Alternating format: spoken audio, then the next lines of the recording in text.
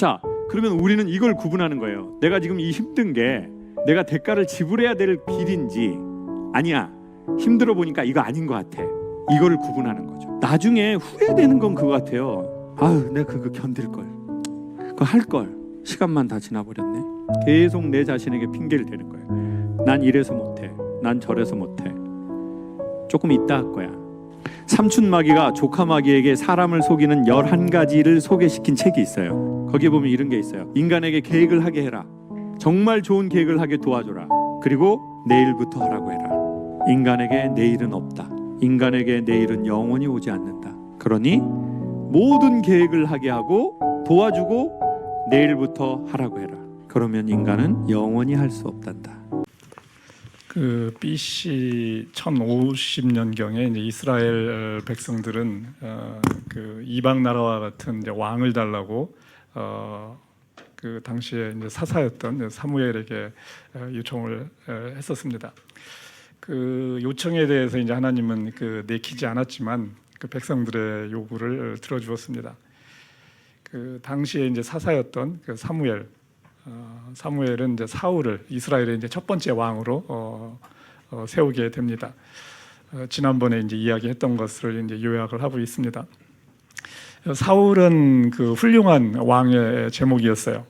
키가 컸고 그 한 190cm 정도 된다라고 이야기했습니다. 이스라엘 최고의 인물이었고, 그 예의가 바랐고, 효심이 있었고, 겸손했고, 성실했고, 자비로웠고, 인내심이 있었고, 용맹스러웠고, 입도 무거웠습니다. 이스라엘에 이런 인물이 없다라고 할 수 있는 최고의 인물이었습니다. 기스의 아들로 태어나서 26세에 이제 이스라엘의 왕이 됩니다. 그리고 42년간 이스라엘을 다스렸어요.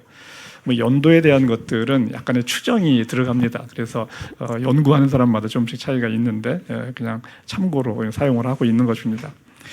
당시에 이제 이스라엘은 블레셋과 이제 계속 전쟁 중이었고, 사울 왕은 이제 하나님께 이제 두 번의 불순종을 하게 되죠. 그 블레셋과의 이제 전쟁을 앞두고 제사를 지내야 되는데 이제 사무엘이 오지 않자 이 사울이 제사를 대신해서 지냅니다. 기다리지 못하는 거죠. 백성들을 두려워합니다. 백성들이 이제 전쟁을 해야 되는데 그 두려움 앞에 자기가 아무것도 할 수 없는 거, 그 백성들의 원망을 들어야 되는 거, 이런 것들이 이제 사울에게 압박이 됐던 거죠. 이게 첫 번째 불순종이었고, 이 불순종에 대해서 이제 사무엘한테 이제 혼을 나죠. 그거에 대해서 이제 침묵을 했습니다. 근데 두 번째가 이제 아말렉과의 전투에서 있었고, 이 전투에서 진멸하라는 이제 하나님의 말씀을 듣지 않고서 좋은 것들을, 이제 가축들을 좀 아껴 두었죠. 그 가축들을 어떻게 보면은 잘 나눠 먹을 수 있는 살림에 도움이 되는 거죠. 죽일 필요가 별로 없어 보이는 건데, 여튼 하나님은 다 죽이라고 했었는데 그 말을 듣지 않았습니다. 이 백성들의 원함을 사실 이 사울은 들어준 겁니다. 백성들의 원함. 이거에 대해서 이제 사무엘상 15장 10절에서 하나님이 그렇게 이야기를 하시죠. 사울을 왕으로 세운 것이 후회된다. 그가 나에게서 등을 돌리고 나의 명령을 따르지 않는다. 그에 대해서 이제 사울은 내가 죄를 지었습니다. 그러나 백성 앞에서 나의 체면을 생각해 주시기 바랍니다. 라는 그 말 한마디를 더했어요. 내 체면을 좀 생각해 달라. 충분히 더 할 수 있는 말, 이런 생각이 듭니다.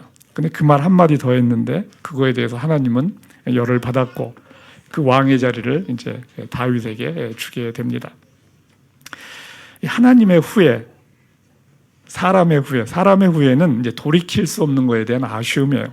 근데 하나님의 후회는 사람의 후회와는 다릅니다. 하나님의 후회는 우리 사람의 반응에 따라서 새롭게 반응을 해 나가는 것이 하나님의 후회입니다.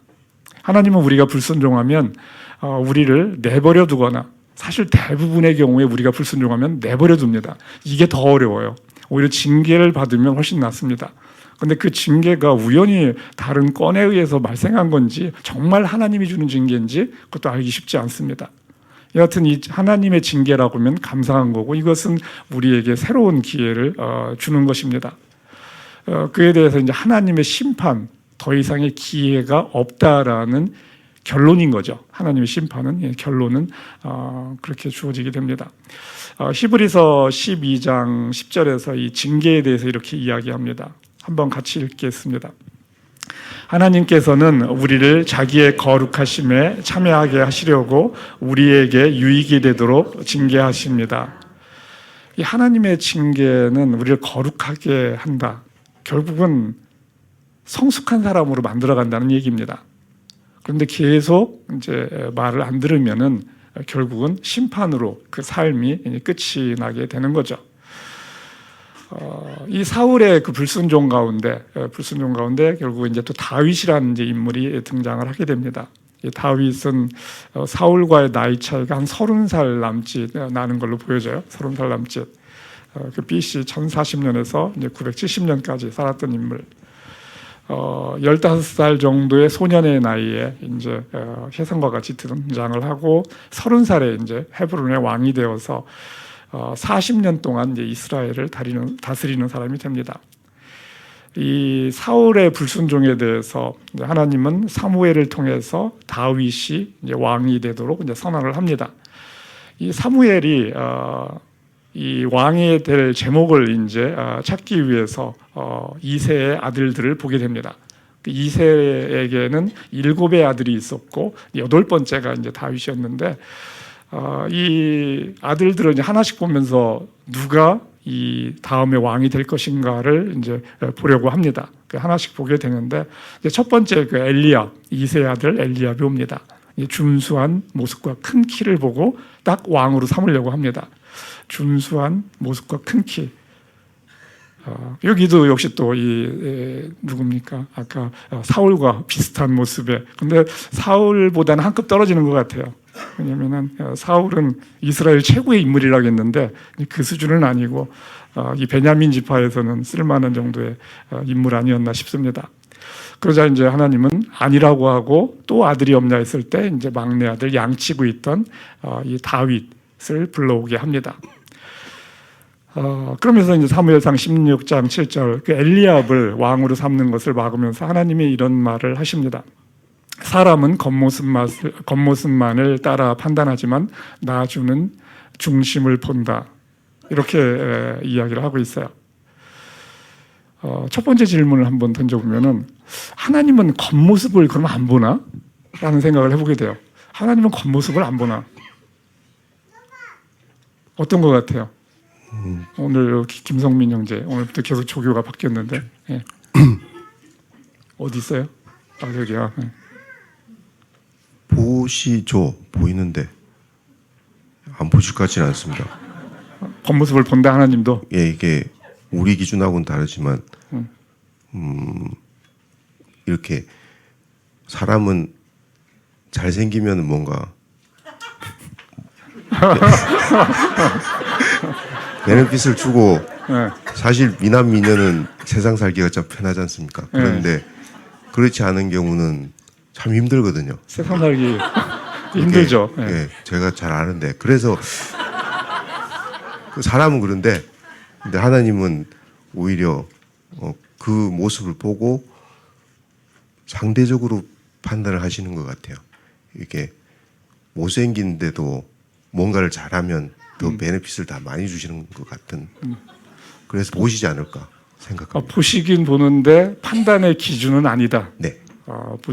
보긴 보는데 판단은 기준은 아니고 중심을 본다. 네. 보긴 보는데 우리의 생각과 다르게 본다. 예. 우리의 생각과 그냥 보이는데 뭘 다를까요? 근데 저는 이 표현을 보면서 참 재밌다는 생각이 들었어요. 하나님이 첫 번째 선택한 애는 사울이었는데 당대 최고의 인물이었거든요. 두 번째 인물, 이 다윗 보면은 뭐라고 표현하냐면 다윗은 눈이 아름답고 외모도 준수한 홍안의 소년이었다.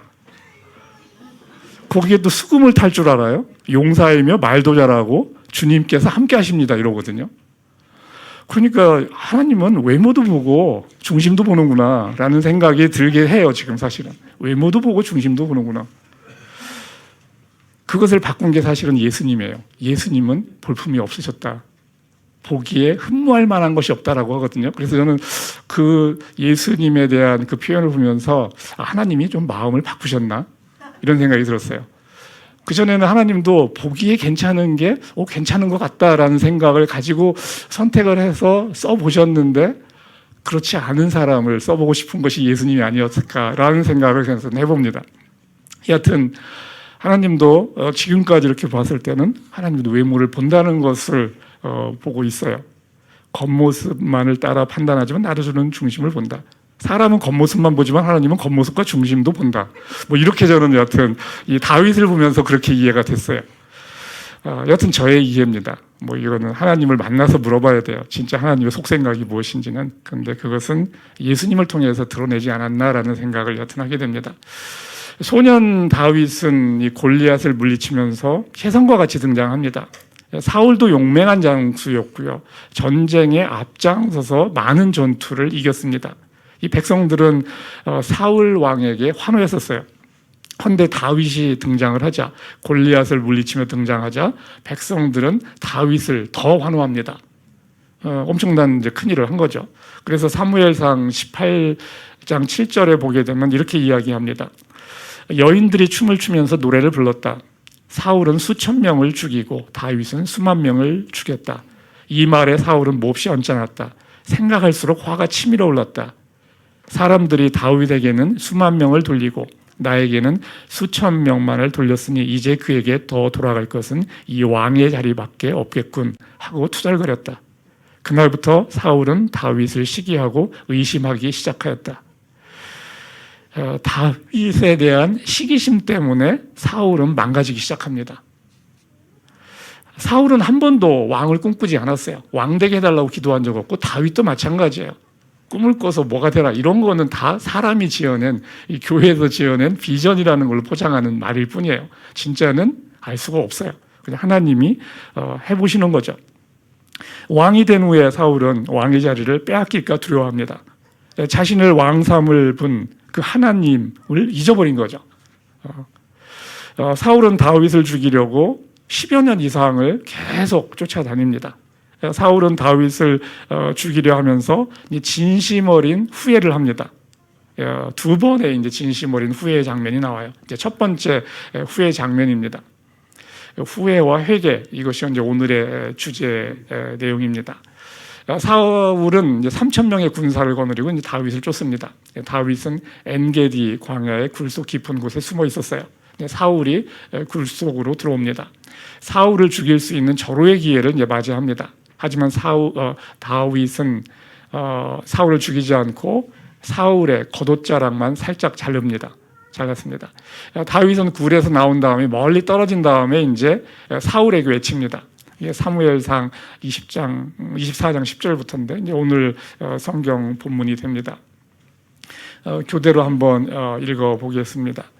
지금 내가 들고 있는 임금님의 겉옷자락을 보십시오. 내가 이 겉옷자락만 자르고 임금님께 손을 대지 않았습니다. 이것을 보시면 나의 손에 악이나 죄가 없으며 임금님께 반역하거나 잘못한 일이 없다는 것을 아실 것입니다.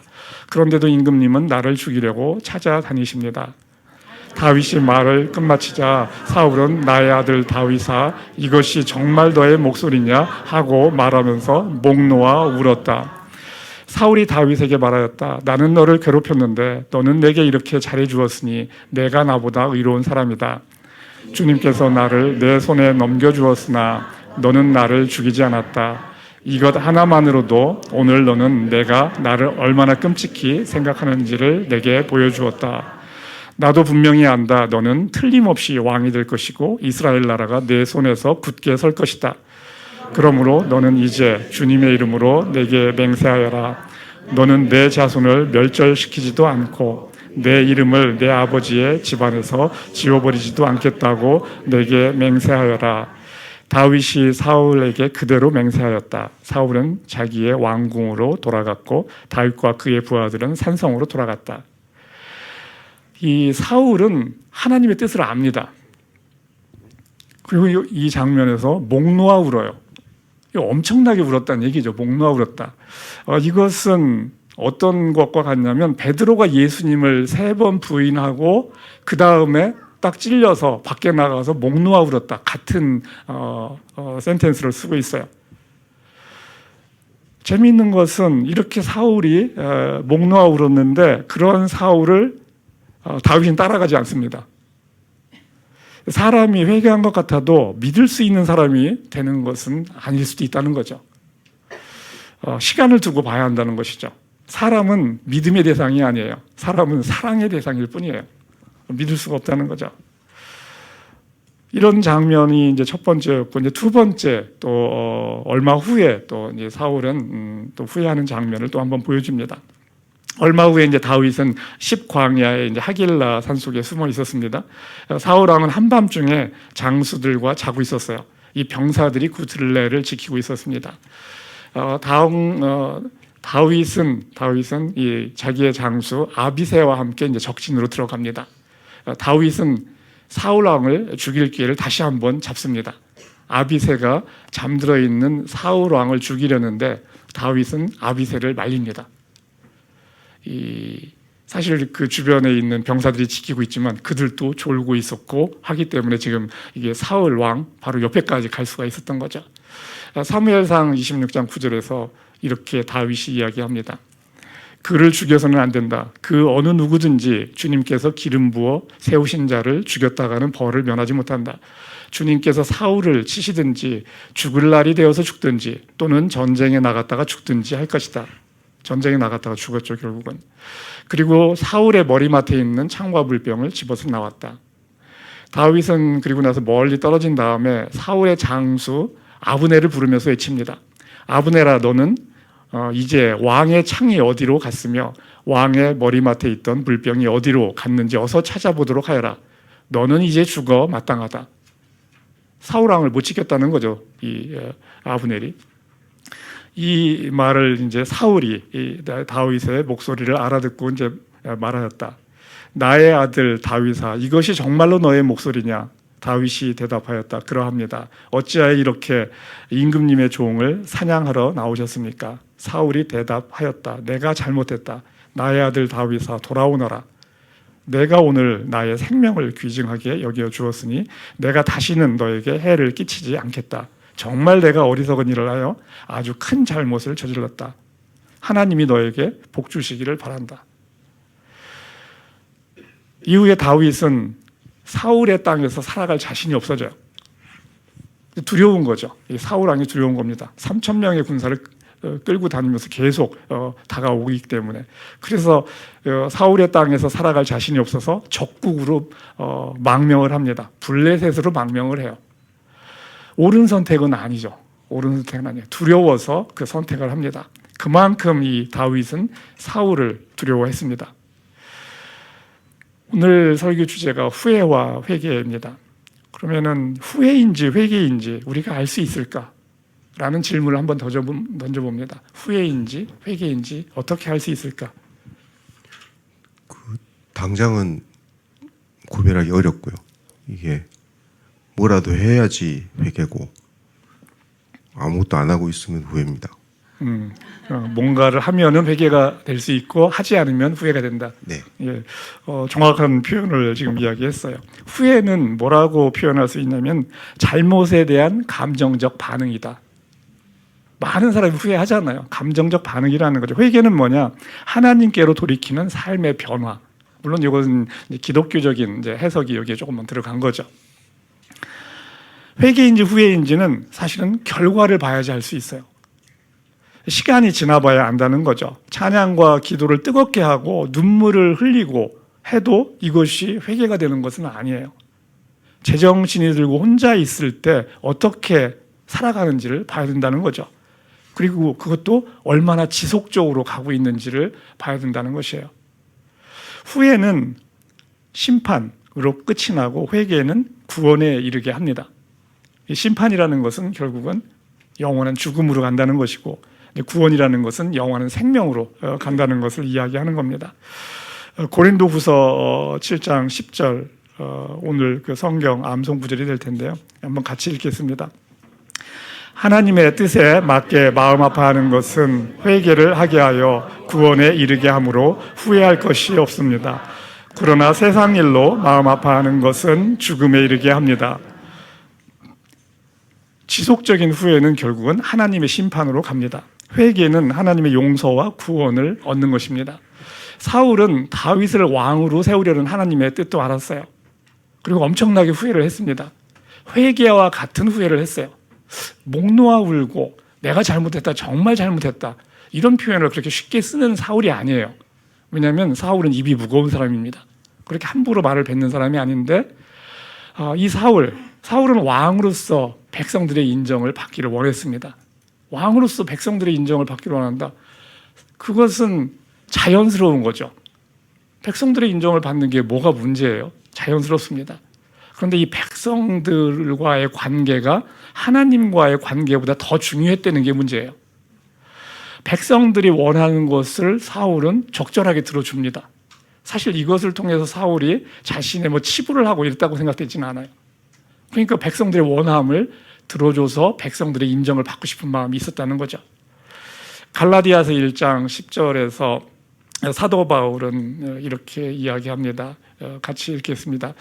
내가 지금 사람들의 마음을 기쁘게 하려 하고 있습니까? 아니면 하나님의 마음을 기쁘게 해드리려고 하고 있습니까? 내가 아직도 사람의 환심을 사려고 한다면 나는 그리스도의 종이 아닙니다. 사람의 환심이라고 하니까 좀 저급하게 여겨지지만 사람의 인정, 그렇게 저급한 건 아니거든요. 사람의 인정 받을 수 있죠. 우리 사실 하는 일의 대부분 관계에서 사람의 인정을 구하는 마음이 있어요. 우리만 그런 거 아닙니다. 저만 그런 것도 아니고 여러분만 그런 거 아니에요. 마더 테레사, 우리가 이제 성녀라고 하는 마더 테레사의 그 나의 기도라는 것이 있어요. 우리를 자기 자신을 높이려고 하는 마음이 마더 테레사에게도 똑같이 있다는 것을 이 나의 기도에서 또 이야기를 합니다. 이 마더 테레사는 어떻게 기도문을 쓰고 있냐면, 사랑받고자 하는 욕구에서 나를 구하소서, 칭찬받고자 하는 욕구에서 나를 구하소서, 명예로워지고자 하는 욕구에서 나를 구하소서, 인정받고자 하는 욕구에서 나를 구하소서, 인기를 누리고자 하는 욕구에서 나를 구하소서, 잊히는 두려움에서 나를 구하소서, 이렇게 이야기를 하고 있거든요. 이 마더 테레사의 기도가 다른 사람을 위해서 지금 기도하는 게 아니고 자신을 위한 기도를 지금 하고 있는 거예요. 너희들은 이렇게 기도하라가 아니고 자신의 기도를 이렇게 지금 하고 있는 겁니다. 성녀라고 알고 있는 마더 테레사, 이런 기도를 할 수밖에 없다는 거죠. 죽을 때까지 인정받고 싶은 욕구 사라지지 않습니다. 마더 테레사도 인정받고 인기를 누리고자 하는 마음이 지속적으로 있었던 거죠. 왜 그러면 우리는 사람의 인정을 그렇게 구할까? 이런 생각을 합니다. 왜 그럴까? 다른 사람의 인정을 원하는 것은 피조물 가운데 사람이 최고의 존재이기 때문에 그래요. 피조물 가운데 최고의 존재가 사람이에요. 그 사람의 인정을 받는 것이 최고의 위치가 되는 거잖아요. 그렇기 때문에 사람의 인정을 그렇게 구할 수밖에 없는 거예요. 사람이 그만큼 대단하기 때문에, 나하고 똑같고 그만큼 대단한 거죠. 그리고 하나님과 같은 존재라고 이야기를 했습니다. 그러면 어떻게 우리는 해야 되는 건가라는 이제 숙제를 갖게 되는 거죠. 나에게 사람의 인정을 받고 싶은 마음이 있다는 것을 인식하면은, 내가 그것을 인식하면 살 길이 있어요. 인식하면은 높이려는 마음이 내 안에 있음을 알고 그 길로 가지 않으면 된다는 거죠. 내 마음에 드는 생각을 나는 어찌 할 수가 없어요. 그런데 그것을 추구하는 쪽으로 갈 거냐 아니냐는 나의 선택이라는 거죠. 많은 사람은 이것을 인식하지 못하고 그냥 그 길로 가다가 결국은 망하는 거죠. 그러다 죽는 겁니다, 결국은. 후회는 감정이고 회개는 삶의 변화입니다. 눈물로 기도하고 찬양하고 감정적 반응을 하면은 이게 후회인지 회개인지 알 수가 없어요. 회개는 그 다음날 어떻게 하는지 봐야 되는 거예요. 그 다음날 어떻게 하는지. 하루는 회개의 모습이 있는데 근데 그 다음날은 또 아니야. 그러면 이게 이제 우리가 혼돈 속에 들어가게 됩니다. 그러면 어떻게 해야 되는 거죠, 이거는? 하루는 회개를 했는데 그 다음날 보니까 또 옛날 모습으로 가. 사실은 우리의 모습이죠, 그게. 하루는 뭘 좀 했는데 그 다음날은 또 안 되고, 그 다음날은 됐는데 안 되고. 지속적 회개가 어렵다는 거죠, 그만큼. 지속적으로 회개의 삶을 사는 게 어렵다는 거예요. 그래서 주님이 우리와 함께 한다라고 얘기하는 겁니다. 지속적 회개의 삶을 살아가는 게 너무 어려우니까 주님이 너와 함께 한다라고 이야기를 하는 거죠. 후회해서 한 발 더 나가면 회개가 되는 거예요. 한 발짝을 더 나가면 돼요. 후회해서 한 발짝을 더 나가는 거죠. 후회를 회개로 하는 것은 나의 선택입니다. 그리고 그것이 지혜죠. 후회는 내가 지금 해야 하는 것을 하지 않는 것이에요. 후회는 내가 해야 되는데 그걸 하지 않는 거. 이게 후회가 되는 거고, 회개는 지금 내가 해야 하는 것을 하는 것입니다. 지금 내가 해야 하는 것을 하는 것. 이게 회개가 되는 것이죠. 하고 싶은 것을 하는 것이 아니에요. 해야 하는 걸 한다는 거죠. 하고 싶은 것을 하는 것이 아니고 해야 하는 것을 하는 것입니다. 그리고 이것은 매일매일 결심해야 돼요. 매일매일. 그러면은 죽음이라는 것이 생명으로 가게 되는 거죠. 우리의 삶은 후회와 회개의 반복이 될 수 있습니다. 괜찮아요. 내가 몇 %로 회개의 삶을 살고 있는지, 사실은 그것이 각 개인의 신앙의 성숙도입니다. 오늘날의 문제는, 사실 이 교회 안에서의 문제는 후회도 없고 회개도 없어요. 후회도 없고 회개도 없어요. 그냥 편안함에 길들여져서 습관적으로 교회 오고 그냥 습관적으로 적절하게 봉사하고 살아간다는 거죠. 치열함이 없는 거죠. 하나님 안에서의 삶이 무엇인지 고민하지 않고 적당히 편하게 살면서 하나님 안에서 자라나기를 원한다고 말은 하지만 자라나려는 노력은 하지 않는 거죠. 유치원생에서 초등학생이 돼야 되는데 초등학교로 안 가려고 하는 거예요. 그냥 유치원생으로 계속 있고 싶은 거죠. 살아있는 것 같으나 이 죽음으로 가고 있는 것이죠. 이 회개의 결론은 하나님의 뜻에 순종하는 것입니다. 회개의 결론은 하나님의 뜻에 순종하는 것. 여호수아 1장 7절 한번 같이 읽겠습니다. 여호수아, 여기 주님의 말씀이죠. 주님의 말씀. 너는 크게 용기를 내어 나의 종 모세가 너에게 지시한 모든 율법을 다 지키고 오른쪽으로나 왼쪽으로 치우치지 않도록 하여라. 그리하면 내가 어디를 가든지 성공할 것이다. 순종하라는 거죠. 순종하면 내가 성공할 것이다. 세 번째 질문. 그러면 순종하면 어떤 성공을 할 수 있는가라는 질문을 우리는 해야 되는 거죠. 그럼 순종하면 어떤 성공을 할 수 있느냐? 어떤 성공을 할 수 있을까요? 바로 당장은 뭘 잃을 것도 같고요. 근데 순종할 때 잃는 게 오히려 약간 개운해질 것 같습니다. 개운해지고 그 길로 못 가는 거에 대한 아쉬움 이런 게 있겠지만 100% 다 만족스러울 수는 없을 것 같고, 그러니까 약간 개운해지고 그리고 약간 하나님하고 친해지지 않을까. 그리고 약간 예, 조금 친해지고 그리고 다음 어떤 순종의 디딤돌 같은 게 될 것 같습니다. 좋은 답을 하고 있어요. 순종은 사실은 두려움과 함께 옵니다. 내가 생각하는 것을 얻지 못할 것 같다는 생각이 딱 옵니다. 그리고 사실 지금 우리 성민 형제가 얘기했지만 그것을 얻지 못해요. 사실은 그런 상황이 발생할 수 있어요. 그런데 이제 하나님과 함께하는 것이 내가 지금 원하는 것이다. 이것을 이제 선언하는 거죠. 주님이 함께하시니 상황이, 내가 생각하는 상황이 내 생각대로 흘러가지 않아도 괜찮다. 이렇게 하는 것이 순종이거든요. 내가 원하는 대로 순종을 하면 이것을 얻을 것이다. 내가 원하는 것을 얻을 것이다. 이것은 순종이 아니고, 세상 사람이 그러면 다 말 그대로 하나님과 이런 관계를 맺어서 하나님을 믿겠다고 나오겠죠. 그런데 그렇게 가지 않는다는 거죠. 주님이 함께 하시니 상황이 내 생각대로 가지 않아도 괜찮습니다. 이 계산이 돼야지 순종할 수 있어요. 내 생각대로 삶이 흘러가지 않아도 하나님을 알아가는 또 다른 여정이 주어지는 거예요. 하나님을 알아간다는 거죠. 결국은 내가 생각하는 걸 얻지 못하는데 그것이 또 다른 나의 이제 삶이 돼가는 거죠. 여정의 시작이 되는 겁니다. 그렇게 순종하면서 가면서 결국은 하나님을 알아가는 거예요. 그래서 지금 성민 형제도 얘기했지만 하나님과 조금은 가까워진 것을 알게 되는 거죠. 조금은 가까워졌어요. 얼만큼 가까워졌는지는 알 수 없지만 조금 가까워집니다. 하나님은 자판기가 아니에요. 순종한다고 만사형통하지 않는다는 거죠. 마른 메시지는 순종하면 네가 원하는 복을 준다라고 하는데 그게 거짓 복음인 거죠. 거짓 복음이에요. 그거는 순종하면 네가 생각하는 평안하고 잘 되고 자식 잘 되고 건강하고 준다. 이 거짓 복음이에요. 순종하면 이런 복 저런 복 받는다. 이거 아니라는 거죠. 돈 잘 벌고 건강해지고 애가 대학에 쑥쑥 들어가고 이런 거 아니라는 거예요. 순종해서 내가 원하는 것을 얻으려고 한다면 여러분은 하나님에 대해서 곧 실망하게 됩니다.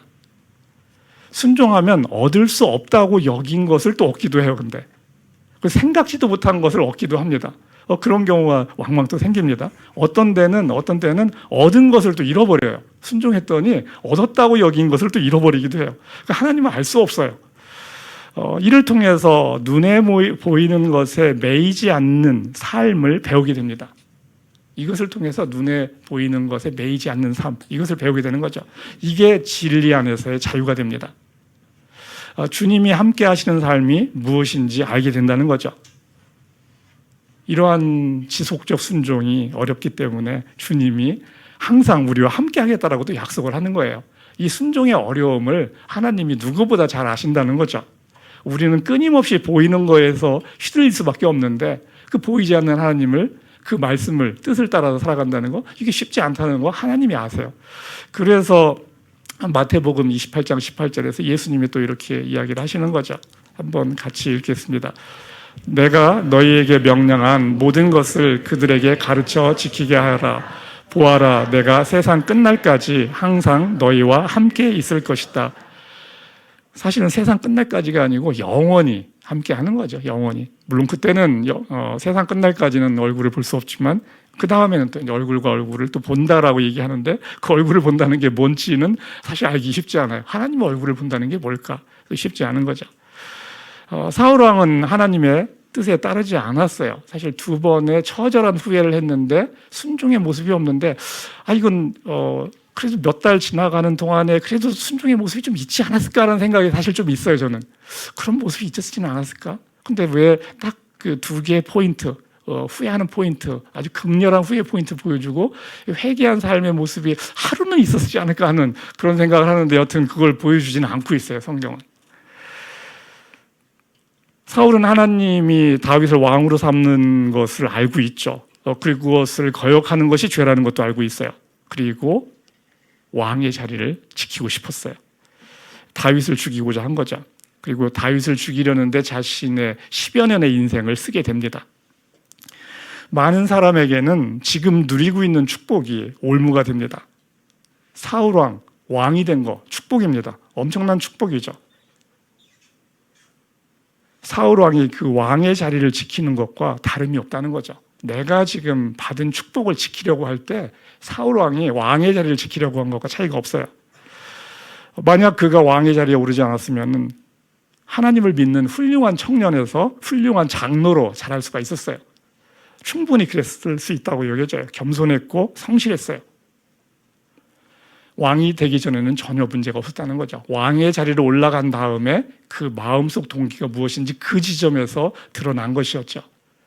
그 전까지는 전혀 문제가 없었는데 하나님은 그 속에서 왕이 된 다음에 그 속에서 너는 나를 누구라고 하느냐라고 지속적으로 물어옵니다. 자신의 자리를 잃는다는 두려움, 그것을 넘어서야지 하나님을 얻을 수가 있어요. 하나님을 얻는다는 것, 결국은 내가 하나님과 같은 존재이기 때문에 결국은 하나님을 얻는다는 것, 내가 하나님과 같은 존재임을 결국은 깨닫는 것, 그리고 그 삶을 살아가는 거죠. 그 참나를 얻는 거죠. 참나를 얻는 것이에요. 자녀가 공부를 잘해서 사람들의 관심을 받는다. 그러면 이 자녀를 통해서 자신의 원하는 것들을 막 또 성취하고 싶은 게 얼마나 생기겠어요. 또 딸이 막 이쁘다. 그러면 그 딸을 꾸미고 막 자랑하고 싶은 마음이 얼마나 생기겠어요. 하나님보다 그것이 더 위에 간다는 거죠. 결국은 사울이 거기에서 실패한 거거든요. 돈이 있다면 그 돈 가지고 세상의 일에 90%는 사실 돈으로 해결됩니다. 그거 가지고 자랑하고 뭐 보여주고 싶잖아요. 누리고. 그리고 내가 세상에서 일에서 능력자, 뭐 이거 엄청 될 수 있죠. 아까 양현종 형제 사실 일에서 능력자죠. 그렇기 때문에 거기까지 이제 여기까지 올 수가 있었던 건데 능력자입니다. 일을 통해서 성취를 하고 싶고 자랑을 또 하고 싶은 거죠. 뭐 대놓고 자랑 안 해도 스스로의 성취감이 그 자체가 자랑입니다. 이 자신의 능력이라는 거, 이것이 올무가 된다는 거죠. 세상 사람들은 다 그걸 원하잖아요. 그런데 그것이 정작 주어졌을 때 그것이 자기에게 올무가 될 수 있다는 거예요. 특히 내가 원하는 것이면 그것이 올무가 될 수 있어요. 결혼을 잘했다. 그러면은 남편이 올무가 될 수 있고요. 물론 그렇게 잘한 사람이 흔치는 않은데 뭐 아내가 또 올무가 될 수 있어요. 정말 이쁘고 지혜롭고 뭐 순종적인 아내를 얻었다. 그럼 축복이죠. 그러면 아내에게 이제는 매여서 살 수밖에 없어요. 그 좋은 아내하고 정말 알콩달콩 재밌게 살고 싶지 않겠어요? 그렇지 않은 것이 여러분에게 축복이 되는 거예요. 그죠? 그렇지 않은 것이 여러분에게 축복이 된다는 얘기예요. 작은 교회일 때는 하나님께 열심이었었던 그런 분이 큰 대형교회 목사가 되니까 그렇게 안 되잖아요. 교회를 자신의 것으로 여기잖아요. 그렇게 말은 안 해도 그 삶을 보면 그렇게 드러나잖아요. 그러면 교회의 부흥이라는 게 그에게는 올무가 된 거예요. 거기에서 결국은 그는 심판으로 가게 된다는 거죠. 불쌍한 거죠, 사실은. 세상에서 성공했으나 정작 하나님을 잃어버린다는 거죠. 저는 개인적으로는 이제 시간을 낭비하는 걸 제일 싫어해요. 시간을 낭비하는 걸 싫어해요. 시간이 사실은 제 인생이기 때문에 그래요. 시간이 저의 모든 것인데 제가 이제 97년에 예수님을 믿었다라고 이야기를 했었고요. 28년 벌써 됐어요. 예수님을 이제 그때 이제 믿겠다고 하고 이제 그러니까 이제 주중에 하루 저녁 뭐 수요 예배 같은 거죠. 이제 그런 거는 즐거운 마음으로 했어요. 그런데 이제 당시에는 또 성경 공부가 또 다른 날에 또 있어요. 그래서 이제 내가 좀 믿어보겠다고 했으니까 성경 공부는 해야지. 뭐 일주일에 2번 정도. 그냥 써야지. 좀 힘들지만 써야지 했어요. 그런데 또 셀 모임을 참석해야 되니까 하루가 저녁에 또 추가가 되는 거예요. 3일 저녁을 이제 쓰게 된 거죠. 이때부터는 이제 입이 나오기 시작하는 거예요. 이 하나님한테 내가 나의 시간을 얼마를 드리면 이 양반이 만족해 하실까? 라는 제 생각이 자꾸 드는 거예요. 얼마를 도대체 이 양반이 원하는 건지 가늠이 안 되는 거예요. 그러다가 이제 주중에 4일을 써야 됐어요. 이제 하루 저녁은 또 전도하라고 막 해가지고 전도자를 또 만나야 돼, 또 와서. 이제 4일을 쓰게 됐어요. 정말 이제 힘든 거죠. 이제 주에 며칠 안 되는데 이제 4일을 막 해야 되니까. 그러니까 그때는 하나님, 저도 좀 삽시다. 막 이렇게 막 하는 거예요. 근데 말씀이 없어요, 하나님은. 하나님은 저한테 이렇게 말씀을 잘 안 해주세요. 진짜 하나님은 입이 무거우신데 말씀을 잘 안 하세요. 내 시간을 그렇게 드리는데 하나님은 그것으로 하여튼 만족을 못 하시는 것 같은데 도대체 얼마를 드리면 이 양반이 만족을 하실까? 이제 이게 저의 이제 숙제인 거죠. 이렇게 되니까 이제 제가 반드시 해야 된다라고 여겼던 것들을 막 하지 못하는 상황이 생기는 거예요. 이제 반드시 그건 해야 되는데라고 여기는 것들을 할 수 없는 거예요. 이제 두려운 거죠. 이제 막 고통스럽기도 하고 두렵기도 해요. 그럼 내가 갖고 있는 것들이 막 사라질 것 같은 두려움이 오는 겁니다. 이제 극한치로 이제 몰아가는 거죠. 이 시간과의 이제 전쟁을 하면서 도저히 못 살겠다라고 이제 막 이제 선언을 하는 거죠. 그러다가 결국은 제가 이제 하나님께 내 시간 다 줄 테니까 마음대로 하라고 제가 포기 선언을 합니다. 시간을 하나님에게서 받아쓰기 시작한 거예요. 그 다음부터 시간의 소유권을 하나님한테 줘버린 거예요. 그러니까 그 다음부터는 쉬고 싶을 때 쉬는 거예요. 오늘은 쉬겠습니다. 오늘은 내가 지금 이거 좀 해야 되겠습니다. 하나님한테 통보를 하는 거예요. 내가 오늘은 이거 좀 해야 되겠습니다. 그렇게 이제 하는 거죠. 이렇게 시간의 주인이 하나님이라는 것을 인정하고 소유권을 하나님께 올려드렸을 때 그 전쟁이 끝났어요. 저로서는 이제 가장 고통스러운 순간이었었는데 시간으로부터 비로소 제가 자유로워지게 된 거예요. 그 소유권을 넘겨주니까. 이 전쟁의 시간은 고통스럽습니다. 끊임없이 싸워야 되기 때문에 이 고통의 시간이 없었으면 저는 또 자라나지 못한 거예요. 이 고통의 시간을 통과해서 제가 자라나는 거죠. 저에게 가장 어려운 싸움의 영역이 이제 시간의 이었지만 그 다음에 또 다른 영역이 또 막 들어옵니다. 들어오는데 시간이었지만 누군가에는 이게는 일을 잘하는 거, 내가 지금 해야 되는 일들을 완수해 나가는 것, 인정받는 것, 뭐 이것일 수 있고 돈일 수 있고 자녀일 수 있고 남편이고 아내일 수 있어요. 이 소유권을 하나님께 드릴 때 비로소 더 많은 자유를 누리게 돼요. 결국은 하나님께 맡긴다는 것이 그것인데 보통은 자기 좋은 거는 자기가 지키고 안 좋은 걸 하나님께 맡기죠. 버릴 만한 자식은 하나님께 맡기고 아까운 자식은 내가 지키려고 하고 그건 자랑해야 되니까 결국은 대부분은 그 삶을 살아가잖아요. 그죠? 안 좋은 거는 다 하나님한테 맡겨요. 안 좋은 거는. 말씀을 정리하도록 하겠습니다. 고린도후서 7장 10절 다시 한번 읽도록 하겠습니다. 하나님의 뜻에 맞게 마음 아파하는 것은 회개를 하게 하여 구원에 이르게 함으로 후회할 것이 없습니다. 그러나 세상 일로 마음 아파하는 것은 죽음에 이르게 합니다. 사울은 다윗을 죽이려고 애를 쓰면서 2번이나 자기가 잘못했다는 것을 크게 깨닫습니다. 그리고 목 놓아 울었어요. 큰 잘못했다고 인정을 했고 누가 봐도 회개의 모습을 보여주는 겁니다. 그런데 그 다음날 다시 다윗을 죽이러 갑니다. 회개가 아닌 거죠. 그래서 결국은 후회로 끝난 거예요. 하나님의 심판과 함께 사망으로 끝이 납니다. 우리의 삶은 매일매일 후회와 회개를 오가는 거예요. 사실은 괜찮습니다. 괜찮아요. 그게 정상적인 삶의 모두예요. 그러면서 자라나는 것입니다. 오늘날의 문제는 후회도 없고 회개도 없다는 거예요.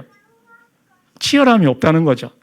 매일매일 결단해야 되는데 그 결단을 하지 않고 그냥 편안하게 적절한 상황에서 그냥 삶을 끌고 가는 거죠. 후회가 회개가 되게 해야 합니다. 후회가 회개가 되게. 후회에서 한 발 더 나가면 그게 회개가 되는 거예요. 한 발 더 나가면. 후회인지 회개인지 우리는 과정 가운데 알 수 없어요. 후회이어도 괜찮습니다. 거기서 한 발 더 나가면 된다는 거죠. 나는 이제 어떻게 할 것인가? 이 문제를 계속 던지는 거죠. 나는 어떻게 할 것인가? 변화된 삶을 살면 후회가 아니고 회개가 되는 겁니다.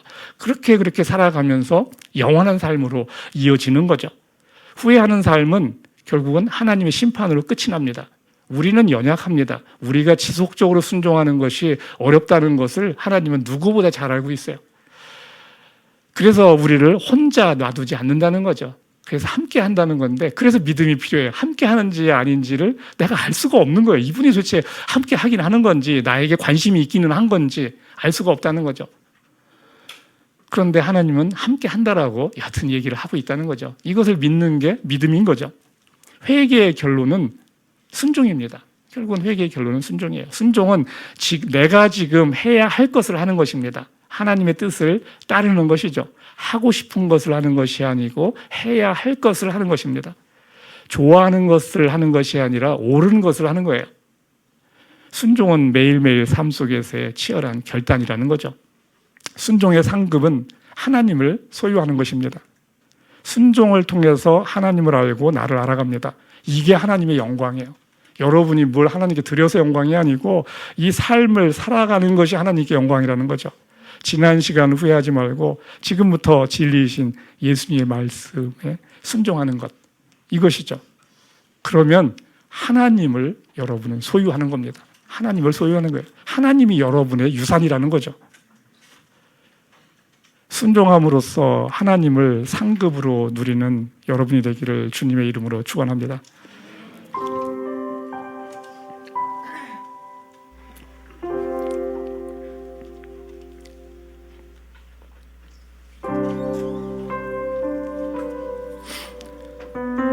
오늘 후회와 회개 사이에서의 우리의 삶을 이야기했습니다. 우리의 삶은 후회로 점철될 수 있어요. 그렇지만 그 중간중간에 회개의 삶이 더해질 때 이제 그러면서 빛이 나는 거거든요. 빛이 나는 거죠. 이제 그 빛을 조금씩 더 키워가는 거. 그것이 우리의 신앙 여정인 거죠. 그게 신앙인 거죠. 종교 생활하면 편합니다. 적절하게 하나님의 말씀을 들어가면서 루틴하게 끌고 가는 거죠. 그렇지만 신앙생활은 치열함이 있는 거예요. 치열함. 그 치열함 속에서 결국 우리는 얻어내는 겁니다. 그리고 주님이 함께 한다고 하셨기 때문에 그걸 믿고서 나가는 거죠. 두렵습니다. 순종한다는 거 두려운 거예요. 두려움이 없다면 나는 편안한 것에 길들여져 있는 신앙 속에 있다는 거죠. 그 두려움을 뚫고 나갈 때 그 신앙이 주는 기쁨과 자유가 우리의 삶을 만들어가는 것이죠. 예, 그러면 함께 일어나셔서